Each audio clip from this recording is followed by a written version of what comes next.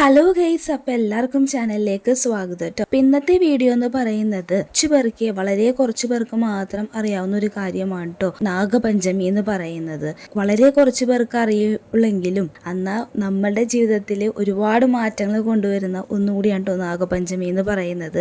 നമുക്കറിയാം കുറേ പേർക്കൊക്കെ സർപ്പദോഷങ്ങൾ അങ്ങനെയുള്ള കാര്യങ്ങളൊക്കെ ഉണ്ടാവാറുണ്ട്. അപ്പം അതൊക്കെ മാറാൻ വേണ്ടിയിട്ട് നമ്മൾ വഴിപാടൊക്കെ ചെയ്യാറുണ്ട്. കൂടാതെ ഇതുകൂടി നമ്മുടെ ലൈഫിൽ ഉൾപ്പെടുത്തിയിട്ടുണ്ടെങ്കിൽ നമുക്ക് ഉണ്ടായിട്ടുള്ള ദോഷങ്ങളൊക്കെ നമുക്ക് മാറ്റിയെടുക്കാനായിട്ട് സാധിക്കും കേട്ടോ. അപ്പോൾ എന്തായാലും നമുക്ക് നേരെ വീഡിയോയിലേക്ക് പോയാലോ. അപ്പോൾ ഞാൻ ആദ്യം തന്നെ പറയാം, ഈ വർഷത്തെ നാഗപഞ്ചമി എന്ന് പറയുന്നത് നമ്മുടെ ജൂലൈ മാസം 29 തീയതിയാണ് കേട്ടോ വരുന്നത്.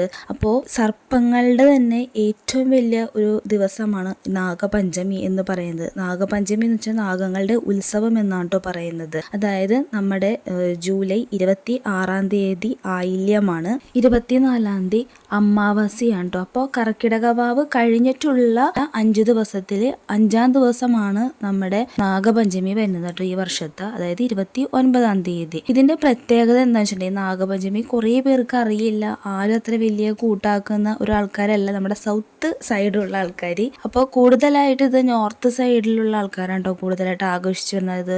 മഹാരാഷ്ട്ര അങ്ങനെയുള്ള ആ ഏരിയാസിലുള്ള ആൾക്കാരും, അതുപോലെ തന്നെ നമ്മുടെ നേപ്പാൾ നഗരത്തിലുള്ള ഹിന്ദുക്കൾ, അതായത് ബുദ്ധ മതത്തിൽപ്പെട്ട ആൾക്കാരാണ് കേട്ടോ കൂടുതലായിട്ട് നാഗപഞ്ചമി ആഘോഷിച്ചു വരാറുള്ളത്. ഇതെന്ന് പറയുന്നത് നമ്മുടെ ശ്രീകൃഷ്ണ ഭഗവാന്റെ ഒരു വിജയമായിട്ടും കാളിയെ, അതായത് നാഗരാജാക്കന്മാരുടെ തന്നെ രാജാവായിട്ടുള്ള കാളിയന്റെ ഒരു ജീവിതം തിരിച്ചു കിട്ടിയതിന്റെ ഒരു ഉത്സവം കൂടി ആയിട്ടാണ് നാഗപഞ്ചമി കാണുന്നത്. അതായത് നമ്മുടെ ശ്രീകൃഷ്ണ ഭഗവാൻ ബ്രഹ്മാവിന്റെ ഒരു അവതാരമാണല്ലോ നാഗങ്ങൾ എന്ന് പറയുന്നത്.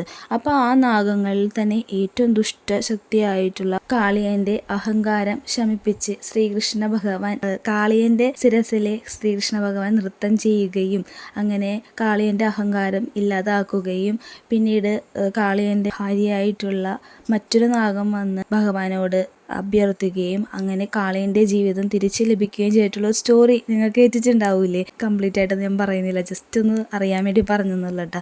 ആ ഒരു ദിവസമാണ്, അതായത് കാളിയന്റെ ജീവിതം തിരിച്ചു കിട്ടിയതും ശ്രീകൃഷ്ണ ഭഗവാൻ കാളിയിൽ നിന്ന് വിജയം നേടിയതുമായിട്ടുള്ള ഒരു ദിവസമാണ് നാഗപഞ്ചമി എന്ന് പറയുന്നത്.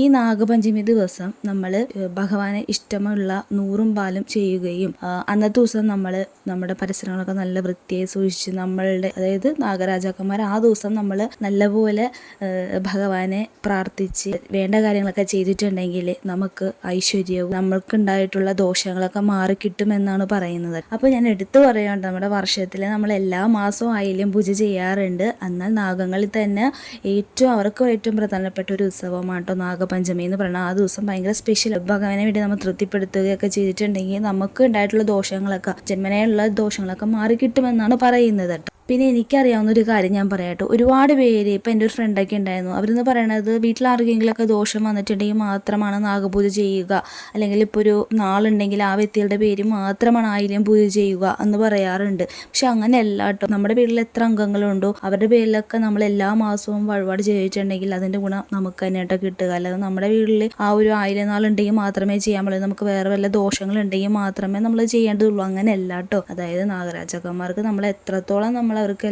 എന്തൊക്കെ നമ്മൾ ചെയ്തു കൊടുക്കുന്നുണ്ടോ അതിൻ്റെ ഫലം നമുക്കാണ്ടോ കിട്ടുക. അപ്പോൾ അറിയാത്തവർക്ക് വേണ്ടിയിട്ടാണ് അത് പറഞ്ഞത്. എത്രത്തോളം നമ്മൾ അവരെ ഇമ്പോർട്ടൻസ് കൊടുത്ത് നമ്മൾ ഓരോ കാര്യങ്ങൾ ചെയ്യുന്നുണ്ടോ അതിൻ്റെ ഫലം നമുക്ക് കിട്ടും കേട്ടോ.